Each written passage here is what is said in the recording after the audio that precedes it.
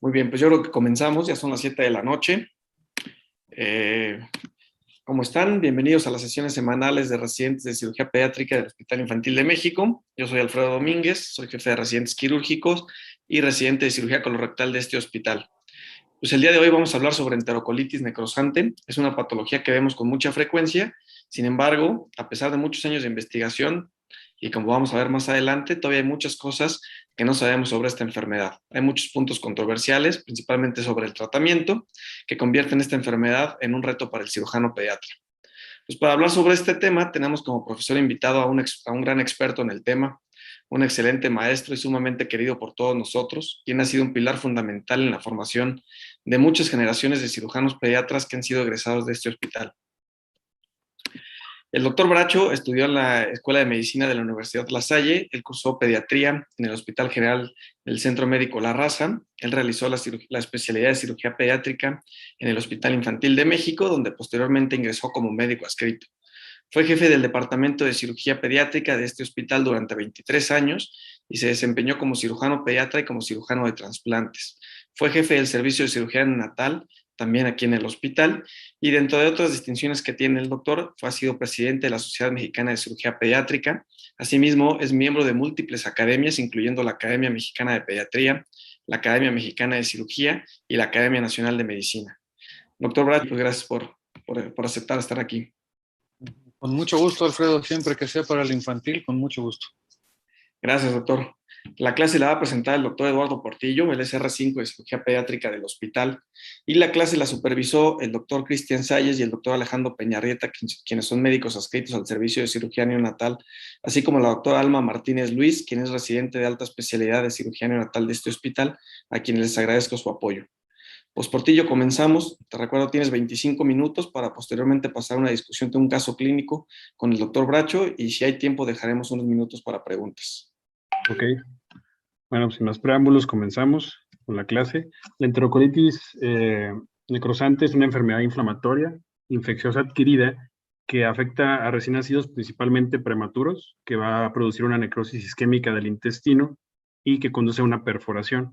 Actualmente es la causa más común de abdomen agudo en la etapa neonatal y tiene una alta morbimortalidad actual. La epidemiología tiene una incidencia del 5 al 10% en recién nacidos pretérminos de menos de 1.500 gramos e incrementa hasta el 22% en pacientes menores de 1.000 gramos. Se dice que la incidencia en Estados Unidos es de 1 a 3 casos por cada 1.000 recién nacidos, y en México la prevalencia va del 9.2% con una mortalidad del 5.7% que se incrementa hasta el 48% en casos de enfermedad severa. El riesgo de la enterocolitis es directamente proporcional al grado de prematurez de los pacientes. Los factores de riesgo, los principales que más se conocen es, uno, la prematurez, sobre todo en pacientes de menos de 32 semanas o menos de 1.500 gramos de peso al nacer, ya que solamente el 7 y el 13% ocurren recién nacidos a términos. La presentación clínica es más temprana conforme el paciente tiene una mayor edad gestacional. Y el otro factor importante es la alimentación. Es un factor que está presente en el 90% de los pacientes que desarrollan enterocolitis, sobre todo con fórmula, como lo vamos a ver más adelante, y sobre todo con volúmenes altos o incrementos rápidos. Otros factores que se han asociado a esta enfermedad es, por ejemplo, el uso de indometacina, ya que esta aumenta la resistencia vascular a nivel mesentérico, y asimismo otras patologías que condicionan como tal la circulación del paciente, como una restricción del crecimiento intrauterino, hijos de madre con diabetes o pacientes cardiópatas. La fisiopatología es multifactorial, de hecho es teórico lo que actualmente se conoce. En general, quédense con dos cosas muy importantes, que es que en un paciente que está predispuesto, que en este caso es un paciente prematuro, en el cual sus defensas están bajas, que tiene una inmadurez en el intestino, tiene ciertos factores o ciertos golpes, como es un flujo sanguíneo disminuido, que en este caso es la alimentación con fórmula, que va a lesionar la mucosa y esto va a generar una disbiosis en el intestino del prematuro. Ahora, esta disbiosis toda se ve exacerbada por otro golpe que es el de las bacterias. Las bacterias, sobre todo, que están presentes en la fórmula, que son bacterias coliformes, bacterias como enterococo o bacteroides, van a todavía a perpetuar este proceso de disbiosis del intestino prematuro, que va a desencadenar una cascada de respuesta inflamatoria no controlada, una lesión de la mucosa y una enterocolitis necrosante como tal. Lo que se afecta generalmente es el intestino delgado, también se puede afectar el intestino grueso, El 50% de las veces es una afección única y cuando hay de varios segmentos generalmente es discontinua. Los segmentos que más se afectan es el ileum terminal y el colon, y en ocasiones puede haber una panecrosis, que es una afección del 75% del intestino, y esto ocurre en el 19% de los pacientes. La presentación clínica, lo más común es la distensión abdominal, presenta hasta el 90% de los casos. También la hematoquesia, que se puede manifestar como sangre fresca o como sangre oculta en heces. El residuo gástrico, que se evalúa sobre todo después de la alimentación. Vómito, diarrea y también otros signos específicos del abdomen como el edema o eritema del abdomen, así como el dibujo de asas, una masa palpable o crepitantes de la pared abdominal, que estos datos pueden ser como tal una indicación de tratamiento quirúrgico en estos pacientes. Hay otros signos inespecíficos de enterocolitis que pueden ser también de otras enfermedades, pero que son parte de manifestaciones tempranas, como la letargia, el choque, la hipoglucemia, la apnea, la bradicardia y la distermia. Y tenemos también paraclínicos que nos apoyan para hacer el diagnóstico y para también normar el tratamiento, como es la evaluación de la cuenta plaquetaria, la evaluación de los neutrófilos y la acidosis metabólica. Un paciente que tiene menos de 1500 neutrófilos como tal, y que repentinamente persiste esta neutropenia, también puede ser un dato de mal pronóstico e indicación temprana de tratamiento quirúrgico. Otro factor importante es la trombocitopenia, con un rango de menos de 150,000 y que en pacientes que presentan descenso rápido o persistencia de la misma, también nos puede estar hablando de que es un paciente que no está evolucionando bien y que probablemente debemos ameritar manejo quirúrgico. La acidosis metabólica la evaluamos con una gasometría, siempre evaluando también el lactato, ya que nos traduce como tal un metabolismo anaerobio y un sufrimiento de ASA directamente. Y no olvidemos los marcadores importantes de los reactantes de fase como la PCR y la PST, que son muy útiles en todo este tipo de patologías, que también nos traduce como tal sufrimiento de ASA y nos puede también estar prediciendo una perforación intestinal. Los riesgos radiológicos son bastantes. Del más común es el ilio, que es como tal la distensión de las asas, que está presente a veces en casi todos los casos de enterocolitis. Esta dilatación progresiva de las asas, una vez que se vaya acumulando el líquido, va a formar los famosos niveles hidroaéreos, y es un hallazgo temprano generalmente previo a que el paciente empiece con manifestaciones clínicas muchas veces. Otro es la neumatosis intestinal, considerado antes como patognomónico de la enfermedad. Esto se produce por las bacterias que producen nitrógeno. Está presente hasta en el 98% de los casos, sin embargo, no tiene que estar siempre presente, puede estar ausente en el 14%, y recordemos que se puede dividir en dos tipos la neumatosis. La quística, que es la que estamos observando en esta imagen. La quística sobre todo traduce que hay una acumulación de gas a nivel subseroso, y la linear, que nos habla sobre todo de un acúmulo de gas a nivel submucoso. La neumatosis portal, también considerado previamente como patognomónico de la enfermedad, no es más que la traducción de que la enfermedad está progresando y que el gas está migrando al sistema porta o incluso está formando de nuevo en el sistema porta. Lo importante es que traduce sobre todo necrosis. O sea, un paciente que tiene neumatosis portal es un paciente que está sufriendo el intestino y que incluso se asocia en el 61% de los casos. El neumoperitoneo es una traducción de una perforación intestinal. Está presente hasta en el 12 o 30% de los pacientes, sin embargo, en pacientes que ya se operaron y que estaban con perforación, solamente el 60% lo manifestó. Es evidente en una radiografía con una proyección en decúbito lateral, como observamos aquí en esta imagen, ya que hay pacientes que si nosotros tomamos una radiografía de pie, muchas veces la perforación no va a ser tan grande que no se va a manifestar, y lo ideal es tomar esta proyección para que el aire suba, diseque la glándula hepática y se pueda ver como en esta proyección. Aquí tenemos otra imagen donde en una vista lateral de radiografía vemos como hay el aire libre que está desplazando también la glándula hepática. Hay que recordar que el neumoperitoneo también puede ser secundario en pacientes con enterocolitis al manejo excesivo de la ventilación. Estos pacientes tienen ventilación de alto flujo, ventilación como tal bafo, y esto genera ruptura alveolar y esto puede disecar el abdomen. Sin embargo, aquí la diferencia es, pues al momento de ver el resto de los signos del abdomen, no van a tener los datos que tienen los de enterocolitis. Pero eso no tenemos que tener en cuenta en dado caso que tengamos un hallazgo aislado de neumoperitoneo. Otro es la ascitis, que está presente en el 11% de los pacientes. También tiene una alta asociación o un incremento en la mortalidad en el caso de que lo presentemos. Se manifiesta, como se ve en la radiografía, con una centralización de las asas. Y el asa fija, que está presente en el 33% de los pacientes, generalmente también traduce necrosis. Es un asa que no se mueve, es una asa que se va a quedar fija en las 24 horas que tú la estás evaluando, y eso es lo que traduce que es una asa que está inflamada, que está necrótica y que tiene riesgo de perforación. Aquí vemos la imagen, cómo se ve en la asa fija, persistente en la imagen del lado izquierdo y a las 24 horas también del lado derecho. Y en esta otra imagen también vemos cómo se ve esta asa en la parte inferior derecha de la imagen y cómo persiste las 24 horas también. Otra herramienta importante que nos permite complementar el diagnóstico es el ultrasonido, que este también puede evaluar los hallazgos que ya vimos en radiografía, pero también puede encontrar unos nuevos. Podemos usarlo para ver líquido libre, ver las características, si es homogéneo, si es heterogéneo, el engrosamiento de la pared intestinal, el flujo sanguíneo de las asas, y también con este podemos evaluar la nematosis intestinal y portal, como se ven en las imágenes A y B. Estas líneas hiperecogénicas traducen la neumatosis portal, y la imagen C y D, esas imágenes también como tal hiperecogénicas dentro del asa intestinal, pues la neumatosis intestinal. Aquí en esta imagen de ultrasonido vemos estas líneas hiperecogénicas, cómo traducen la neumatosis portal, y como lo mencioné, el flujo sanguíneo de las asas es otro parámetro que podemos evaluar. Aquí vemos un asa, lo que se denomina el signo del anillo, que está traduciendo un asa que está engrosada, que está inflamada, que tiene la vascularidad aumentada y que en este momento puede ser un momento ideal para operar a un paciente de manera temprana, a diferencia del signo de la Y, donde aquí hay una progresión de la enfermedad, hay un compromiso del borde antimesentérico del asa, dando este espectro de Y del flujo vascular, lo cual traduce que ya se está adelgazando, que hay una disminución en el grosor y que hay una isquemia y por ende una necrosis. Entonces, el ultrasonido actualmente se utiliza mucho, porque incluso ya en algunos artículos, como tal, nos ayuda a tomar una decisión quirúrgica. Entonces, es ideal en pacientes que nos generan alguna duda diagnóstica. La clasificación que ya todos conocemos es la de Bell, que se propuso en 1978 y que se modificó después en el 86.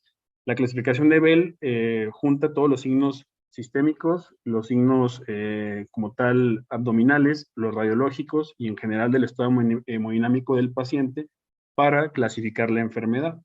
La clasifica en sospecha de la enfermedad, en una enfermedad ya establecida que puede ser leve o moderada, y una enfermedad severa que también si progresa puede ser como tal una perforación intestinal.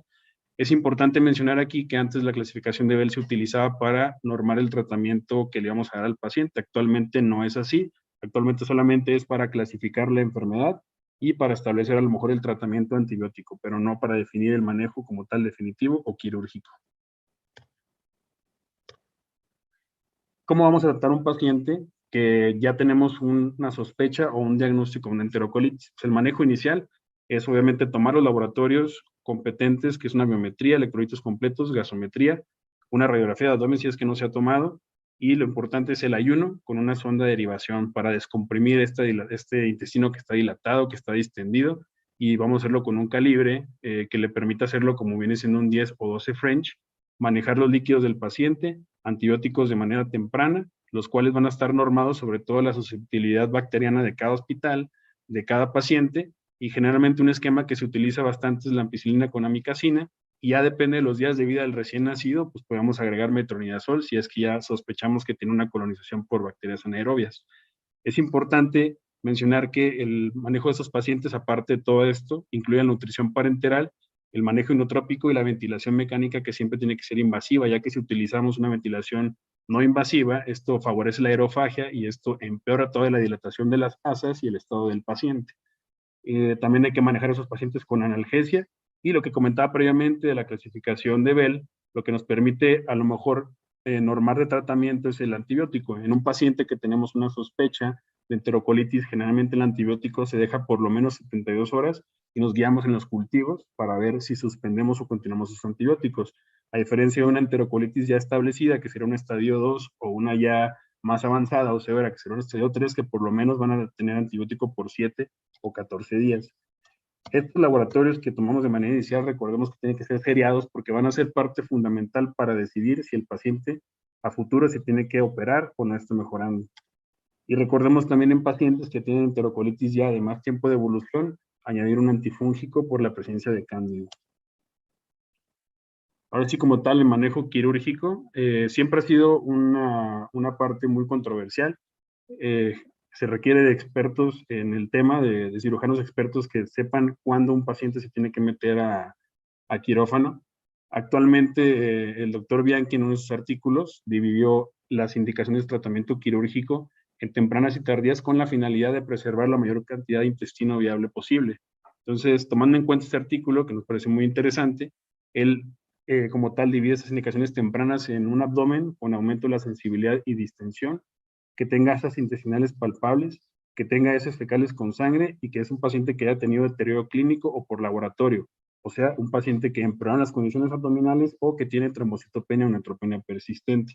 Asimismo, él menciona el signo del anillo que comentamos previamente, que nos habla de la hipervascularidad del ácido intestinal y un aumento del líquido intraperitoneal, independientemente de las características. Es importante mencionar aquí que no debemos de tomar esto como un checklist y decir, tengo mi paciente con heces fecales con sangre, lo voy a operar, sino que lo tomemos en una manera global y digamos, es un paciente que no mejora, que tiene empeoramiento de las condiciones abdominales, y que tengo un ultrasonido que me está traduciendo que mi asa está con aumento de la vascularidad, y tomar todo esto en conjunto y tomar así la decisión como tal y no tomarlo como un checklist. Él también divide las indicaciones tardías de la cirugía, que previamente se manejaban como las indicaciones de la enterocolitis para hacer un tratamiento quirúrgico, las cuales incluyen ya el neumoperitoneo, pero pues este ya nos habla que es un paciente que está perforado, una ascitis que tenga sobre todo material ecogénico, porque se nos habla que hay un riego de materia fecal a la cavidad abdominal, paciente que tenga abdomen agudo, una disminución en el grosor de la pared, que eso se traduce en el signo de la Y del ultrasonido, y una masa abdominal palpable que también se puede acompañar de edema o de eritema. Los objetivos del tratamiento quirúrgico, generalmente que abarca el 50% de los pacientes que tienen procolitis severa, es la resección del segmento intestinal con gangrena, preservar la mayor cantidad de intestino viable posible y optimizar las condiciones del paciente previo a pasar a quirófano. Una opción que tenemos es el drenaje peritoneal. El drenaje peritoneal es una medida terapéutica que también se ha tratado de comparar como un tratamiento definitivo con la laparotomía exploradora de manera inicial. Todos los artículos que han tratado de decir cuál es mejor uno que otro comparan sobre todo la mortalidad, la dependencia de nutrición parenteral y la estancia hospitalaria. Algunos favorecen el drenaje peritoneal y otros favorecen la laparotomía exploradora inicial. Sin embargo, nosotros recomendamos, y por escuela, que el drenaje peritoneal sea nada más una medida temporal, descompresiva, mientras el paciente se estabilice. En un paciente que tiene aumento de la presión abdominal, en un paciente que está muy distendido, que está inestable, que tenemos que pasar a quirófano, es una muy buena opción para pasar en las mejores condiciones a quirófano y que permita liberar esta presión. Incluso en muchos países, muchos hospitales, se recomienda como un tratamiento inicial siempre de base en pacientes que tengan muy bajo peso al nacer. Y recordemos que a pesar de que estos artículos han tratado de decir cuál es mejor o cuáles tienen menor o más mortalidad, realmente lo que impacta en la mortalidad es la prematurez y el bajo peso al nacer. La técnica para colocar el drenaje peritoneal es con anestesia local. Hacemos una pequeña incisión en la fosa ilíaca izquierda de hasta 1 centímetro. Preferimos este lado ya que del lado derecho está el hígado y lo podemos lesionar. Hacemos una disección roma hasta la cavidad para no lesionar las asas intestinales y colocamos un Penrose de 3/8 o un dedo de guante. Aquí se toma cultivo y en algunos casos podemos hacer un lavado peritoneal. Esto depende si el paciente, tú ya lo vas a pasar a quirófano, podemos hacer nada más un drenaje y pasarlo a quirófano, o si es un paciente que tú vas a tener con el drenaje varios días, tenemos la opción de hacer lavados con solución fisiológica a una temperatura tibia, y es alguna técnica que se utiliza también en muchos países. La laparotomía exploradora, su finalidad es intervenir cuando haya isquemia antes de que haya la perforación. De ahí las indicaciones tempranas que mencioné previamente. Esos pacientes generalmente entramos por una incisión supraumbilical transversa, y es importante aquí mencionar que hay una complicación que se ha venido mencionando mucho, que ocurre hasta en el 11%, que es una ruptura hepática al momento de hacer la laparotomía. Hay factores de riesgo que condicionan esta complicación, como es el uso de soluciones altas previo a la laparotomía, el no haber hecho, por ejemplo, una descompresión con una colocación de drenaje peritoneal antes de realizar la cirugía. Entonces, es importante tener en cuenta esta complicación, ya que sí ocurre hasta en el 11% de los pacientes. Y también es importante mencionar aquí la laparoscopía, el papel que tiene. Como nosotros sabemos, en cirugía pediátrica la laparoscopía ha tomado mucho auge en los últimos años. Sin embargo, en enterocolitis, por el peso de los pacientes, por la edad, es muy difícil colocar los puertos, y en las series de casos que los han utilizado, lo hacen más como diagnóstico para evaluar la severidad o la afección de la gangrena intestinal, y en base a eso tomar una decisión ya por una laparotomía abierta. Las opciones de abordaje quirúrgico que tenemos es la resección y anastomosis, la resección y la realización de una derivación intestinal, el clip and drop, y todo esto lo vamos a hacer en base a lo que encontremos al momento de la laparotomía. Una vez que hacemos la laparotomía, tenemos que evaluar la extensión de la enterocolitis. Podemos tener que es una enfermedad focal, una enfermedad multifocal cuando hay más del 50% del intestino viable, o una enfermedad con afección panintestinal, que eso significa que hay menos del 25% de intestino viable.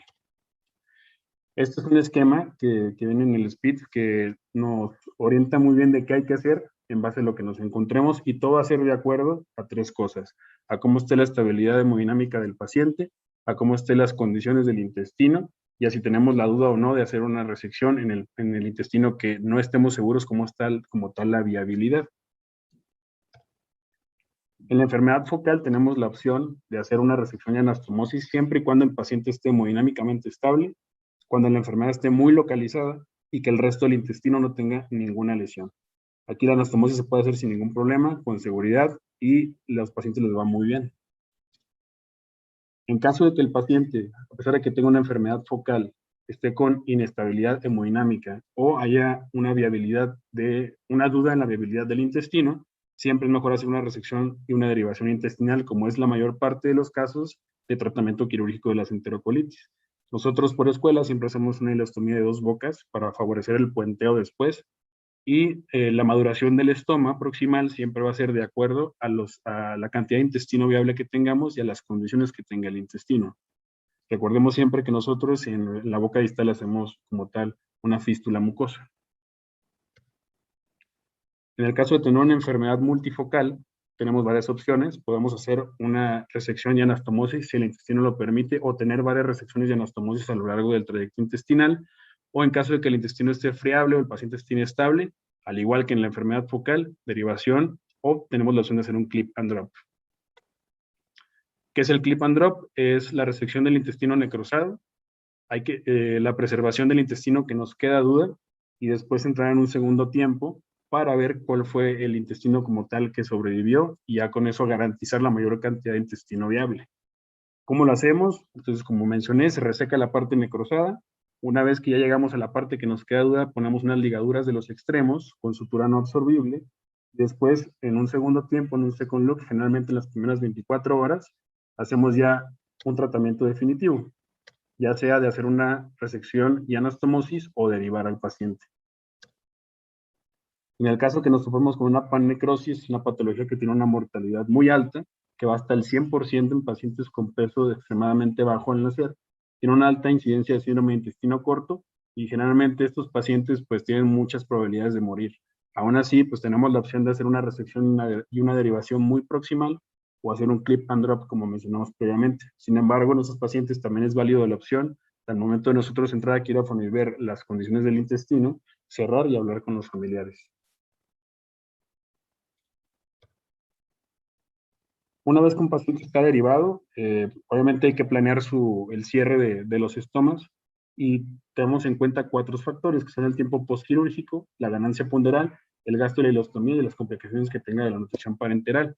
Del tiempo, hay ya muchos artículos que recomiendan que podemos esperar un mínimo de 4 semanas. Sin embargo, nosotros por escuela generalmente lo hacemos a lo largo de los 3 o 5 meses, siempre con un estudio contrastado distal para descartar que no haya ninguna estenosis, y generalmente con un puenteo previo.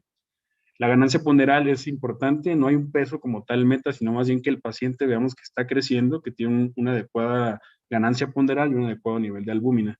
Y todo paciente que tenga un gasto de ileostomía alto siempre es candidato a un cierre de estomas, y asimismo un paciente que ya tiene complicaciones por el uso prolongado de NPT. Dentro de las complicaciones, la más común, la estenosis intestinal, tiene una incidencia hasta en el 36%, es más común en pacientes que no ameritaron manejo quirúrgico y se manifiesta en el 50% con cuadros de presión intestinal, sangrado y falla de medro. Las estenosis son más comunes en el colon, hasta en el 80%, y el 15% solamente se desarrolla en el intestino delgado. El sitio más común de estenosis es la fractura esplénica por la anatomía vascular que ya todos conocemos, y hay que recordar que puede haber afección múltiple, o sea, muchas estenosis hasta en el 15%. Aquí el estudio ideal para evaluar esto pues, es el estudio contrastado, donde vemos, por ejemplo, en esta imagen cómo hay una disminución, sobre todo en la fractura esplénica, y aquí otra imagen donde se ve una disminución en el colon descendente. Otras complicaciones, aparte de la estenosis, está el síndrome de intestino corto, que se desarrolla hasta en el 23% de los pacientes, la malabsorción intestinal, el síndrome colestásico secundario al uso de NPT, una enterocolitis de repetición o recurrente, que está en el 4%, siempre recordar, que ante pacientes así hay que sospechar una enfermedad de Hirschsprung, y también actualmente ya se ha estudiado muchas complicaciones, sobre todo en el retraso en el neurodesarrollo. Sería todo por mi parte. Gracias, Portillo. No es fácil hablar de enterocolitis en 25 minutos, pero creo que lo hiciste muy bien y abarcando los temas principales. Pues ahora vamos a pasar a discutir un caso clínico. Esto es con la intención de, pues ya que Portillo nos presentó todas las posibles, el abanico de opciones terapéuticas, pero a veces cuando nos enfrentamos ante un paciente, no es tan fácil decidir por qué opción terapéutica irnos. Entonces, si quieres, comenzamos por ti. Si quieres darme la siguiente imagen. Entonces, doctor Bracho, supongamos que tengamos un niño un paciente de sexo masculino, él tiene 3 semanas de vida y actualmente pesa 1,2 kg. Él, así como antecedentes, nació a las 28 semanas de gestación con un peso de 1 kilo. A usted lo llaman a la UCIN para ver si les hace favor de valorar un paciente el cual se encontraba tolerando la vía enteral y, como le digo, a las 3 semanas de vida empieza con distensión abdominal y evacuaciones con sangre. La que sigue, por ti. Antes de que usted llegara a valorarlo, ya le habían tomado estudios de laboratorio, una gasometría y la radiografía que podemos ver.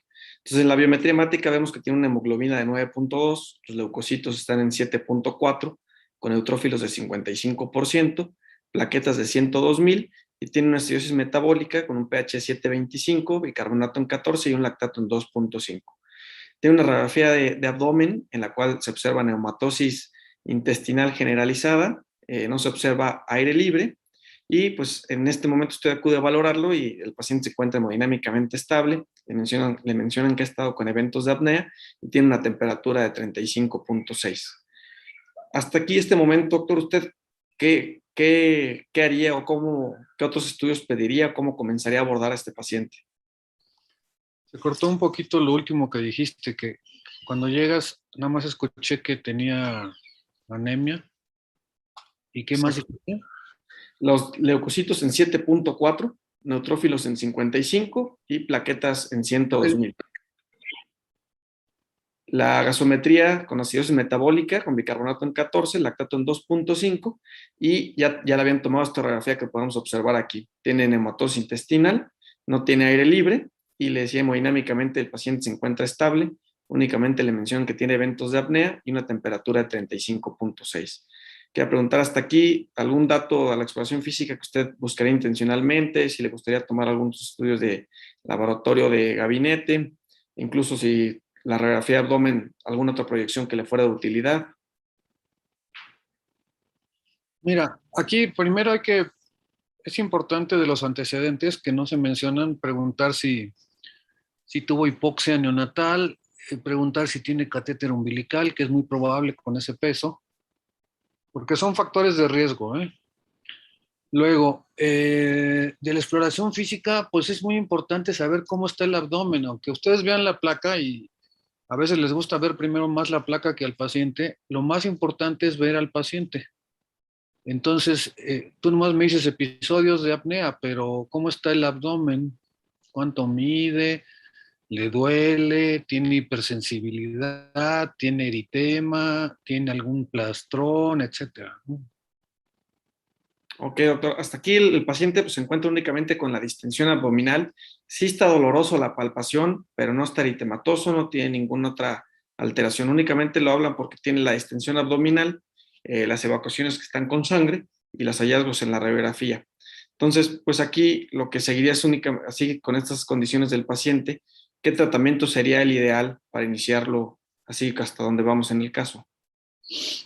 Bueno, lo ideal, primero hay que ver qué tan deshidratado está, cómo ha estado su gasto urinario, si no está chocado. Tú no mencionas nada de cómo está los signos vitales, el llenado capilar. Por lo que yo veo de la acidosis metabólica con hiperlactatemia, pues seguramente está algo deshidratado. Y aquí lo que hay que hacer primero, pues es, si está deshidratado, pues hay que pasarle una carga. Si tiene apneas, pues hay que ver si necesita intubarse. Si tiene dolor a la palpación, ese paciente hay que operarlo. Un paciente que tiene enterocolitis y tiene dolor a la palpación, hay que operarlo, entendiendo lo difícil que es determinar si un paciente recién nacido tiene dolor. Pero si tiene dolor y tiene, digo, el diagnóstico de enterocolitis está hecho, ¿no? Entonces, tiene enterocolitis, tiene dolor, tiene acidosis, tiene trombocitopenia, ese paciente hay que operarlo. Ahora, habría que ver si está en las mejores condiciones para operarse. Si no, hay que ponerlo en condiciones. Y si parte de esas malas condiciones es una gran distensión abdominal, pues habría que valorar en una placa de pie si tiene líquido libre o en un ultrasonido para ver si necesita de ponerle unos drenajes ahí en la cuna, ¿no? Ok, doctor. Suponiendo que el paciente se encontrara estable, que el abdomen solamente tuviera la distensión abdominal y que optáramos por el tratamiento médico, ¿cuáles serían las indicaciones o cómo sería la mejor manera de llevar a este paciente en cuanto al tratamiento conservador antes de pensar en la cirugía? Nuevamente, si tiene dolor, yo lo operaría, pero si no tuviera dolor y entonces tienes una enterocolitis que está descompensada porque tiene acidosis, lo que tienes que hacer es pasarle una carga, ver que esté bien su estado de hidratación, obviamente dejarlo en ayuno, obviamente ponerle una sonda orogástrica, obviamente iniciarle antibióticos si es que no los tiene. Hay que ver si necesita aminas, si necesita otro tipo de manejo de la ventilación. Y con todo esto, tendría que mejorar francamente para que yo decidiera no operarlo, ¿no? Perfecto, doctor. Y aquí, ¿cada cuánto nos recomendaría estar revalorando a estos pacientes? ¿Y cada cuánto sería bueno estar pidiendo radiografías de control, estudios de laboratorio? Lo más importante es ver al paciente. ¿Cada cuánto? Pues cada 2 horas. O sea, si es tu paciente y tiene enterocolitis, lo tienes que estar revisando constantemente. Esto no es de cada 8 horas, porque si tú te esperas 8 horas, los pediatras luego son medio dejados y los neonatólogos a veces. Entonces, si tú les dices hasta las 8 horas hay que tomarle biometría, quiero ver cómo está el control y tomarle una placa, está mal. Esos pacientes hay que estarlos revisando 3, 4 veces en cada turno. Ok, doctor. Y suponiendo que este paciente, así como lo teníamos, va a la mejoría, lo dejamos en vigilancia 4 horas, el paciente mejora hemodinámicamente, la gasometría mejora, el abdomen, las condiciones también van hacia la mejoría. ¿Cuánto tiempo hay que esperar o cuánto tiempo lo debemos de mantener con un tratamiento médico antes de comenzar la vía enteral o empezar a ya evolucionar al paciente? Con ese grado de neumatosis tiene que quedarse 10 días de ayuno por lo menos.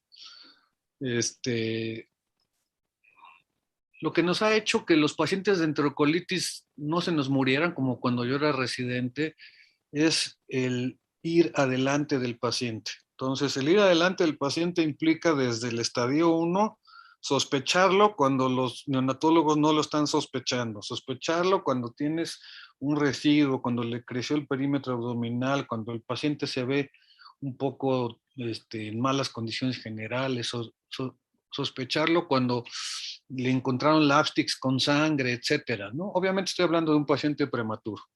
Entonces, el hecho de que nosotros les decíamos tres días de ayuno, sonda, y lo volvemos a valorar. Muchas veces quizás exageramos, pero la verdad es que disminuimos muchísimo las complicaciones y la necesidad de meter a los pacientes a quirófano. Entonces, cuando tienen ya neumatosis establecida, no importa lo que diga Coran, hay que dejarlo 10 días de ayuno. Y si en 10 días ya no tiene neumatosis, entonces se le empieza a dar la vía oral. Acuérdense que todo lo que revisó, o casi todo lo que revisó Portillo, es literatura de Estados Unidos o literatura europea. Y es otro tipo de pacientes, ¿no? Aunque sean prematuros, tienen otro tipo de pacientes, tienen otro tipo de terapias intensivas, y a lo mejor ellos dicen, pues le voy a dejar 5 días de ayuno, 7 días de ayuno. Yo siempre cuando veo esa neumatosis le dejo 10 días de ayuno. Ok, doctor. Y tomando en cuenta también lo que hablábamos un poquito de las complicaciones y inclinándonos a que el paciente le fuera bien con el manejo conservador, completara los 10 días de ayuno, clínicamente va bien, y ya quisiéramos iniciar la vía oral, y tomando en cuenta este apartado de que hasta el 30% pueden hacer estenosis, pues especialmente el colon izquierdo, previo al inicio de la vía oral, ¿hay que hacer algún estudio contrastado o en este caso no sería necesario? No, no es necesario, siempre y cuando no tenga grandes residuos la sonda. Si a los 10 días ya está con muy poco gasto la sonda orogástrica, pues se pinza, se quita y se le empieza la estimulación con una sonda más delgadita, muy despacito, ¿no? Hacer un estudio de colon por enema para ver si tiene estenosis, no tiene ningún caso, porque si tuviera una estenosis importante te va a dar datos cuando le empieces a dar la vía enteral, se va a distender, no va a tolerar, etcétera. Y decía Portillo que a las 4 semanas, cuando menos, yo nunca les digo, yo les digo que nunca cierren un paciente antes de 2 o 3 meses, porque hemos visto estenosis a los 2 meses de que el paciente tuvo el episodio de enterocolitis. Y si son pacientes que luego tienen episodios recurrentes, pues con más razón tienen el riesgo de que se estenose el colon en un lapso posterior. Entonces, tampoco hay urgencia de cerrarlo a las 4 semanas. Perfecto, doctor. Y suponiendo pues que el paciente, ahora vámonos para el otro lado, este mismo paciente pues que clínicamente no mejoró, va empeorando con eritema preabdominal, inestabilidad hemodinámica, incremento de la acidosis metabólica, y ya optamos por un tratamiento quirúrgico. ¿Qué es lo mejor en ese momento? Yo sé que es como que la pregunta controversial, pero usted en su experiencia, si tuviera un paciente así, ¿le haría la parotomía, le colocaría un drenaje? ¿Qué es lo que haría con él? Si está inestable hemodinámicamente y casi el puro traslado va a hacer que se pare, o la pura inducción de la anestesia, y tiene una gran distensión, hay que ponerle unos drenajes, sin duda, en la cuna, porque eso le va a quitar la restricción pulmonar que tiene y va a hacer que lo podamos estabilizar 24 horas, que le podamos pasar sangre si es que necesita, plasma si es que necesita, aminas, mejorarle la tensión arterial. O sea, en enterocolitis yo creo que nunca hay una urgencia de vida o muerte de que me lo tengo que llevar en este instante a operar. Si está como tú lo mencionas, yo le pondría unos drenajes y normalmente con 24 horas es suficiente para poder llevarlo en mejores condiciones al quirófano. Doctor, ¿y en todas las situaciones que ponen drenajes en estos pacientes, se llevan también a quirófano o hay situaciones en las cuales se puede dejar el drenaje y vigilar la evolución del paciente? Se puede dejar el drenaje y vigilar la evolución del paciente. Hemos tenido pacientes que les pusimos drenaje, que drenó incluso materia fecal o meconio, y que después como que se selló la perforación y de casualidad tienen buen tránsito. Esos pacientes son los raros, pero sí puede ser que haya un caso en el que se mejoró, se estabilizó, el paciente está mucho mejor hemodinámicamente, el Penrose dejó de drenar material intestinal o material herrumbroso, etcétera, y el paciente está de lujo, pues ¿para qué lo operas, no? Te esperas, y si tiene tránsito intestinal, pues le inicias la vía enteral después de 10 días, ¿no? Ok, perfecto. Y en aquel... Doctor, ¿Sí? doctor Alejandro Bustillo, doctor. Desde su experiencia, las veces que le tocó ver esos pacientes, más o menos en cuánto vio usted que comenzaron a tener mejoría. Así lo que No, usted pues, recuerda. ya, tienen que mejorar rápidamente en 24 horas, Alex, porque si no, pues ya los metes a Ok, operar. O sea, va. es un paciente raro que mejora espectacularmente con el drenaje, y casi le tienes que quitar las aminas y todo se pone muy bonito y entonces te esperas, ¿no? Pero es la Ok. rareza, Alejandro. Sí, Gusto sí, de- nada más es para tener como una imagen pues de lo que nos comenta, doctor. Gracias. Y en cuanto a la laparotomía, doctor, ya veamos, supongamos que ya se le puso el drenaje, el paciente ya está en condiciones de pasar a quirófano. Ahí, ¿cuáles son los puntos claves que nos podría dar a nosotros al momento de hacer una cirugía en estos pacientes? Bueno, tienen que tener obviamente todas las condiciones generales del neonato, que esté calientito el quirófano, que tengan una sonda vesical, idealmente pues que tengan un catéter central, etcétera. Todo eso del manejo del neonato. Pero aparte ya una vez que nos vamos a los aspectos quirúrgicos, pues es una incisión transversa supra, como ya dijo Portillo. Normalmente con esa incisión puedes ver todo el abdomen desde el ángulo de Treitz hasta el recto en los recién nacidos. Y lo que hay que hacer es, llegando a la cavidad, pues, si hay líquido, tomarle cultivo, si está turbio o está purulento o es materia fecal, pues con más razón. Y muy cuidadosamente hay que buscar el sitio de donde sale esa materia fecal, porque a veces es más fácil ir a buscar de dónde sale que empezar a hacer una laparotomía desde el ángulo de Treitz hasta abajo.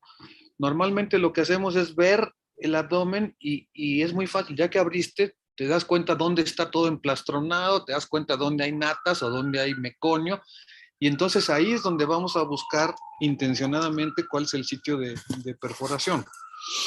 Si no hay perforación, porque entonces no tienes líquido intestinal libre, entonces sí tienes que revisar más o menos el intestino para ver que no se te vaya a ir una perforación que esté sellada o algo así, ¿no? Obviamente en caso de una perforación, yo estoy de acuerdo con lo que dijo Portillo, es raro que en nuestros pacientes tengamos una lesión tan localizada y que no tenga una gran peritonitis como para que nos aventuremos a hacer una resección y anastomosis. Y ¿Perdón? en aquel caso, doctor, donde entremos, no encontremos perforación intestinal, únicamente vemos neumatosis intestinal generalizada, no hay sitios de isquemia francos ni de necrosis, sino únicamente la dilatación de asas, neumatosis. ¿Qué es lo más prudente hacer en ese caso? Cerrarlo y dejarle unos drenajes. Okay. Y ponerle aminas, tenerlo con buena presión arterial, con antibióticos y rogar que no avance la enterocolitis. Pero si no hay isquemia, pues no tienes por qué hacer una resección. Yo creo que la resección y anastomosis se reserva para el caso de una necrosis localizada que no esté perforada. Si ya hay perforación, aunque ustedes no lo digan que no, hay peritonitis y un recién nacido con peritonitis tiene mucho chance de que esa anastomosis se bote. Entonces, yo diría que la única ocasión en la que ustedes hagan resección y anastomosis es si hay una necrosis localizada, el resto del intestino está bien y no hay perforación. Entonces ahí sí, y siempre y cuando te permita el estado del paciente en el quirófano, tardarte un poco más en hacer la anastomosis, ¿no?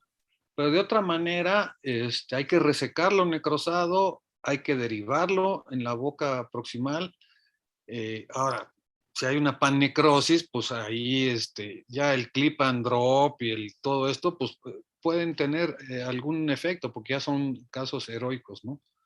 Pero normalmente esos pacientes no les resecamos todo el intestino porque capaz que pueden mejorar en 24, 48 horas y salvarse algún pedazo de intestino, que es lo que queremos, que al final no tenga pues, una ausencia de intestino total, ¿no? Ok, doctor, exacto. No sé si eso quedó más o menos aclarado. Claro. Sí.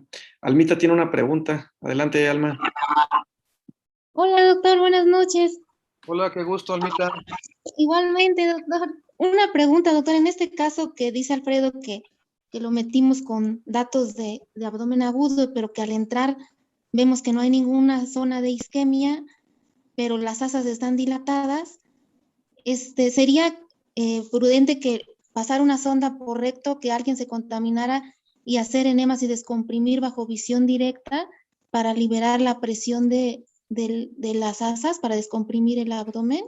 Solamente que veas una gran dilatación del recto sigmoides. Si no, o sea, porque si tú ves una gran dilatación o bueno, si ves una zona de transición, pues sí, evidentemente tienes que pensar en Hirschsprung, ¿no? Pero, pero también hay que ser muy cuidadosos en meter una sonda en un intestino que está lastimado, ¿no? Yo diría que la única opción es cuando ves una gran dilatación que dices aquí hay que descomprimirlo y a lo mejor después descartarle Hirschsprung, ¿no? Ok, doctor. Entonces ahí no derivamos, solamente drenajes, cerramos y vigilar como si... Pues es que, ¿qué vas a derivar si no tiene isquemia? Necrosis, sí, doctor. No, pues no. O sea, si tiene neumatosis desde el yeyuno hasta el colon, pues, ¿qué le vas a derivar? ¿No? Doctor. La neumatosis no se deriva. Ok, Iván, doctor. Iván Medina tiene una pregunta, doctor. Adelante, Iván.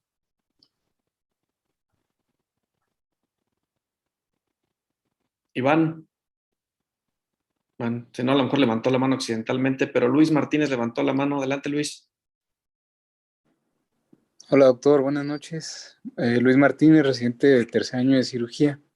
Hola. Ya nos explicó que el dolor es muy importante como dato para decidir operar a un paciente, pero ¿qué otros datos debemos tomar muy en serio para tomar una decisión temprana y no entrar demasiado tarde con estos pacientes a quirófano? Yo te diría, Luis, que el paciente que se está deteriorando, y por eso tienen que estarlo revisando constantemente. Si tú lo revisas 10 veces en una guardia, tú vas a saber si el paciente va mejor o va peor. Entonces, porque si te esperas a que tenga, yo te diría, si tienes eritema de la pared, pero pues lo más seguro es que ya tengas una perforación. Entonces, no es un signo temprano. El temprano, ¿qué sería? Ver que las cosas van mal, aunque todavía no tenga datos de perforación, ¿no? O sea, que empeoró la acidosis, que les cuesta trabajo tenerlo bien en cuanto a la presión arterial, que requiere más aminas, etcétera, ¿no? La clínica es muy importante, porque si te esperas a 8 horas para tomarle otros leucocitos o la PCT o lo que sea, que por cierto, valdría la pena, Alfredo, hacer un estudio de PCT en enterocolitis, porque pues, ya hemos visto que funciona para isquemia, Sí, sí, pero sí. tendría que ser multicéntrico. Pero de todas maneras, si te esperas 8 horas, a lo mejor le vas a dar demasiada importancia a la PCT y vas a olvidar un poco al paciente, Luis. Ok, doctor, Eso es muchas lo que gracias. no hay que hacer. Una pregunta más, tal vez en medio privado, con imagenólogos más experimentados, actualmente, ¿qué tanta importancia está tomando el ultrasonido en nuestro medio? Yo te diría que en el medio donde yo me muevo, no hay muchos que puedan saber ver ultrasonido en enterocolitis. Ok, doctor. Ahí nos Muchas seguimos gracias. por la placa simple todavía en la clínica y todo. Ok, gracias, Doctor doctor. Bacho, y otro escenario en el cual que encontráramos lesiones isquémicas o necróticas en parches de manera difusa, ¿es correcto tratar de derivar proximalmente y hacer múltiples resecciones y anastomosis distales?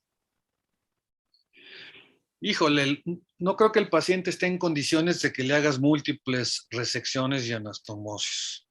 Okay. Pero si tienes zonas en parches de necrosis, como tú lo dijiste, necrosis, hay que derivarlo en la primera asa antes de la necrosis, que tenga buen estado del intestino. Y a lo mejor esperarse 24 horas, mejorarlo y volver a meterlo antes de hacer todas esas resecciones de anastomosis. ¿Qué va a pasar con ese intestino? Lo más probable es que tenga pedazos que se salvan y pedazos que no se salvan. Obviamente dejarlo drenado para que si se perfora, drene todo y no se le haga ahí un compartimento de bacterias, ¿no? Pero sí hemos tenido esos pacientes y se derivan arriba, a veces en yeyuno, y le das tratamiento intensivo 24 horas, aminas, plasma, lo que necesite, y en 24 horas lo vuelves a meter. Y ahí generalmente se localiza un poco más la necrosis y el intestino que va a salvarse. Ok, doctor, entendido. ¿Y cuál es el tiempo ideal en este para hacer este tipo de, para intervenir estos niños? O sea, ya estando en la cirugía, son pacientes graves, delicados, recién nacidos. ¿Cuál sería como que el objetivo en cuanto al tiempo para no abusar? No hay un tiempo lo más rápido posible. Acuérdense que un recién nacido, de por sí un recién nacido de término es un paciente muy lábil en el quirófano. Un paciente prematuro, peor. Y un paciente prematuro con peritonitis, enterocolitis, tiene que entrar el que tenga más experiencia. Ahí no le puedes dejar al R3 operarlo, lo tiene que operar. Si no hay un adscrito de neonato, lo tiene que operar el que esté haciendo alta especialidad, y si no, el jefe de residentes, porque ahí tiene que, el tiempo es oro, ¿no? O sea, a veces vienen hipotermia, hipocalcemia, acidosis, porque se tardaron, y entonces eso es lo que hace que el paciente de repente se paró en quirófano, y ustedes estaban muy contentos ahí haciéndole tru-tru, ¿no? Al intestino. Ok, doctor. Lo menos La pregunta que tenía Iván Medina, nada más que no pudo activar el micrófono, son dos. Dice, ¿cuáles son los datos clínicos pivote para un diagnóstico diferencial con perforación intestinal espontánea? Generalmente el paciente de perforación intestinal espontánea no trae, para empezar, no son prematuros tan bajos como los de la enterocolitis, no tienen una historia de que vienen poniéndose mal, no tienen historia de que tuvieran trombocitopenia, acidosis, etcétera. Son pacientes que de repente se les perfora el intestino y generalmente es en el ilion terminal. Entonces, yo te diría, vuelvo a la clínica, normalmente es un paciente que se pone mal de repente, y ahí pues tienes que ver todos los antecedentes, cómo venía el paciente, para en un momento dado, si fuera prematuro, pues vas a pensar a lo mejor en las dos posibilidades, pero por frecuencia pues vas a pensar en enterocolitis, ¿no? Y lo otro que pregunta, doctor, es que cuál es su opinión respecto a la tendencia en algunas escuelas nacionales, tanto internacionales, para hacer incisiones longitudinales o de incisiones de línea media en pacientes neonatos. Nosotros por escuela siempre aprendimos y enseñamos que la transversa nos da muy buena visibilidad. También si le haces una media supra infra, pues también te va a dar muy buena visibilidad, pero es más fácil que se pueda desentar una herida en la línea media que una herida transversa. Y por otro lado, la transversa supra casi siempre te permite dejar muy bien los estomas donde tú quieras dejarlos sin que tengas que afectarlo. Digo, tampoco es un pecado mortal hacerle una herida en la línea media supra-infra, ¿no? Pero esa es la razón por la cual siempre tratamos de hacer, y hasta la fecha hemos hecho siempre transversas, ¿no? Gracias, doctor. Jorge Arroyo tiene también una pregunta. Adelante, Jorge. ¿Qué tal, doctor? Buenas noches. Hola. Doctor, en los pacientes que se les dio manejo médico, o en este caso que comentaban que entramos a quirófano, nada más había neumatosis, lo cerramos y el paciente mejora. Después de esos días de ayuno, ¿cómo les inicia la vía oral? ¿Cree que hay alguna diferencia en los regímenes de alimentación para evitar un segundo evento de enterocolitis? ¿O cómo los maneja usted? Pues hay que darles con la alimentación más elemental y muy despacito, mano. 1 mililitro por kilo por hora y le vamos subiendo, o a veces hasta menos que eso, ¿no? Obviamente es un intestino que está lastimado, que le va a costar a lo mejor absorber, y que a lo mejor está todavía inflamado, ¿no? Entonces, pues sí hay que ser también muy cautos, no empezarles con bolos, ni empezarles con fórmulas de neonato, ¿no? Muchas gracias, doctor. Perfecto.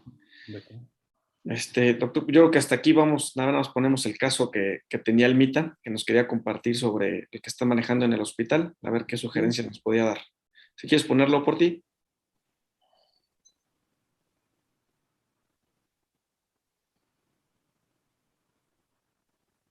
Almita, ¿lo quieres presentar? Sí, amigo, si quieres, lo presento.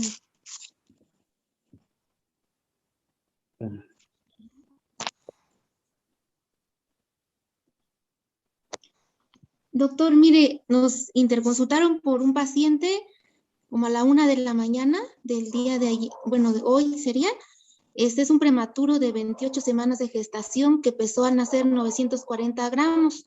Ahorita pesa 969. Tiene 5 días de vida, tuvo un Apgar 6.8. Al nacer le pusieron surfactante y lo intubaron inmediatamente, pero la gasometría con la que nació tiene acidosis metabólica. Llegó al hospital a las 24 horas de vida y le iniciaron la vía enteral a 20 mililitros por kilo día y alcanzaron un volumen de 80 mililitros a los 4 días. Y ese día fue el día que se distendió y presentó un pico febril de 38 grados y taquicardia hasta 170. Entonces nos hablaron con estos datos a la exploración. ¿Le puedes poner la siguiente por ti? Estaba intubado, los campos pulmonares bien ventilados, la sonda con residuo biliar, aproximadamente unos 10 mililitros, el abdomen sin nada de peristalsis, distendido pero depresible, no se palpan masas, no crepita, y tiene unas lesiones equimóticas en la ingle y una con el flanco derecho, pero refieren que desde que llegó ya tenía esas lesiones, aparentemente fue por vía de nacimiento, nació por cesárea, pero no sabemos qué fue lo que pasó al nacimiento, que ya desde que llegó las tenía. Al palparle el abdomen no tiene taquicardia, a la palpación no se ve que gesticule, y al estímulo rectal sale meconio muy viscoso, como unos 2 gramos. La biometría hemática tiene leucos de 9.200, neutros 40, banda 0, hemoglobina de 11.9 y plaquetas 118.000. Le tomaron como a las 4 horas después otra biometría hemática que persistía con esas mismas plaquetas en 118.000. La gasometría está con pH en 7.27 y tiene un lactato de 4. ¿Puedes poner la siguiente por ti? Le iniciaron como a las 2 horas. Sí, doctor, dígame. ¿Este paciente cuándo llegó al infantil? Llegó, el día que nació, llegó como, ¿qué será en la madrugada? Llegó como a las 3 de la tarde, doctor. Yo creo que tendría a lo mejor unas 6 horas de vida. Si no O sea, mal. todo este manejo que tú dices ha sido ahí en el infantil. Sí, doctor. O sea, ese día que llegó, al otro día le empezaron a dar de comer y Porque le fueron... un paciente que pesa 980 gramos, que tuvo un Apgar de 6, que viene de otro hospital, ese Apgar de 6 es igual a hipoxia. O sea, este Apgar de 6, como decía mi maestro, me lo como con mermelada. Entonces, hay que ser muy cautos en iniciarle la vía enteral a un recién nacido prematuro que tuvo hipoxia a esa cantidad a la que se le iniciaron. Eso es un error. O sea, yo no sé, a veces se van confiando y ya se creen muy expertos en prematuros, pero eso es un error. Ok, síguele. Le iniciaron piperacilina con tazobactam a las 2 de la mañana y amicacina. Y a las 7 de la mañana presentó hipotensión y le tuvieron que iniciar aminas, le pusieron adrenalina .15 microgramos por kilogramo minuto. El abdomen persistía igual, distendido, depresible, sin masas, no doloroso. ¿Puedes enseñar las placas por ti? Mire, esa placa, la del lado, la primera es la que le tomaron a la 1 de la mañana y la otra es la que la tomaron a casi como 5 de la mañana, 4 de la mañana. Lo que nos llama la atención es que tiene neumatosis en el flanco derecho y que es la misma asa fija que vemos en el flanco derecho en la primera y en la segunda se ve como esa misma asa que hace como un bucle. Sí. Le pedimos un ultrasonido abdominal, ¿nos puedes enseñar por ti? Y le tomamos otra nueva placa, que esta ya fue como a las 9 de la mañana. En el ultrasonido, doctor, tiene líquido, pero es homogéneo, no tiene detritus y las asas se ven con aumento de la vascularidad. Tienen todas en el borde antimesentérico, pero está aumentado la vascularidad. Y en ese flanco se ve neumatosis localizada en esa zona. Y como en esta placa de las 9 le sigo viendo esa cita que está ahí fija del lado derecho. Entonces, hasta ahí, doctor, o sea, clínicamente, pues el abdomen no tiene abdomen agudo, pero esa asa fija no nos gusta, aunque el ultrasonido no reporte que tenga hipoperfusión. ¿Esa asa fija se palpa? ¿Mande, doctor? ¿Se palpa el asa fija? No se palpa, doctor. No se palpa. Yo lo revisé hasta antes de venirme, que fue como 4:40, y el abdomen seguía distendido, depresible, no doloroso y no se palpe el asa. Ok. Ajá. ¿Ya acabaste o falta algo? Ya, doctor, ahorita le digo lo que me acaban de mandar ahorita mensaje que igual ya voy para el gym. Mira, Pero, yo sí, el asa fija es de los hallazgos radiológicos que menos caso le hago, ¿eh? ok, doctor. O sea, yo no voy a operar un paciente porque tenga asa fija. Ok. Evidentemente tienen enterocolitis, evidentemente les falló aquí la prevención, le dieron de comer a grandes cantidades muy rápido, un paciente prematuro que había tenido hipoxia, etcétera. Entonces, ¿va a tener hiperemia o aumento de la vascularidad de las asas? Pues sí, porque está inflamado el intestino. Eso tampoco es indicación de cirugía.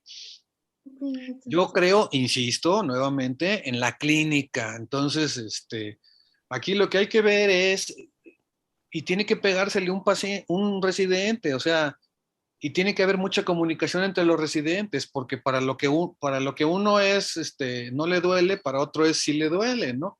Entonces, tienen que ir a verlo 2 o 3 y ya durante la guardia estarlo checando constantemente. Si este paciente, a pesar de que ya se le dejó en ayuno, se le iniciaron antibióticos, se le corrigió la acidosis o se le pasó una carga o lo que sea, si a pesar de eso el paciente va para abajo, hay que operarlo. Ok, doctor.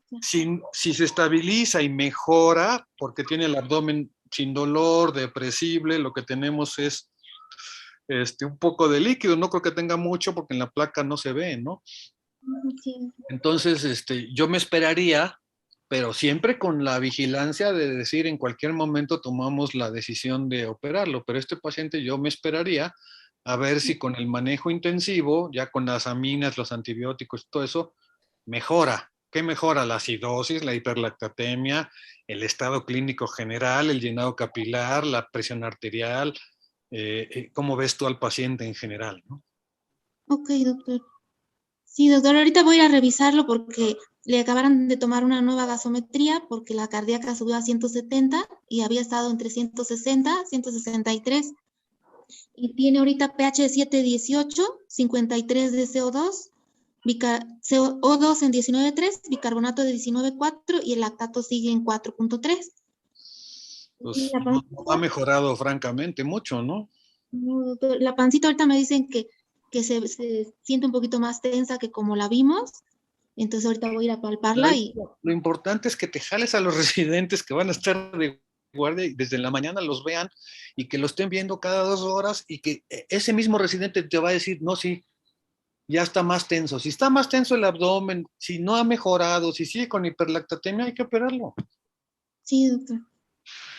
Pues sí, tomando todas las precauciones de la enfriamiento y todo ese rollo, ¿no? Pero pues son los casos que a lo mejor ahorita tiene una isquemia, a lo mejor esa asa en fija, a lo mejor tiene una isquemia y antes de que se perforen, ¿no? Sí, Porque doctor. la perforación les cambia el pronóstico. Doctor, y aquí específicamente en ese paciente, ¿pondría un drenaje mientras y luego pasaría a la porotomía o ya lo metería directo a la porotomía en caso de que no mejorara? El drenaje son 2 indicaciones. Uno, cuando tienen una gran restricción y que tú piensas que hay líquido. Aquí sabemos que hay líquido. Si tiene una gran restricción, puede ser que le ayude a ponerle un drenaje.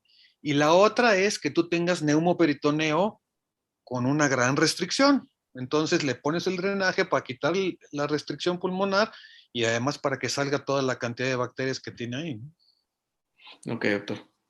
Doctor, ¿y usted qué opina acerca del lavado peritoneal? O sea, que le pongan el Penrose y que hagan un lavado. No tengo experiencia, Almita. ¿Para qué te digo mentiras? No tengo experiencia. O sea, cuando los operamos y tienen perforación, pues les hacemos lavado, ¿no? Con agua tibia, etcétera, ¿no? Pero así a ciegas, sin saber si está perforado o no, si tú le pusieras un drenaje y no drena materia fecal, drena líquido herrumbroso, pues entonces ese hay que operarlo, ¿no? O sea, tiene isquemia, tiene necrosis. Okay, No doctor. tengo experiencia. Okay, doctor. Le agradezco mucho, doctor. Gracias. Me da Voy gusto a... verte. Te mando un beso. doctor, igualmente, gracias. Saludos al Charlie. Sí. Doctor, pues, yo creo que con esto ya terminamos. Creo que si nos apegamos al tiempo, nos pasamos 5 minutitos nada más. Pues no nos Ok. queda más que agradecerle por su tiempo y compartirnos su experiencia. Fue un honor haber estado en esta clase con usted. Y pues gracias a todos por acompañarnos. Buenas noches y pues nos vemos la próxima semana. Mucho gusto y cuando se ofrezca, con todo gusto, siendo del infantil. ¿Eh? Muchas gracias, Gracias, doctor. doctor. Nos vemos. Saludos a todos. Hasta luego.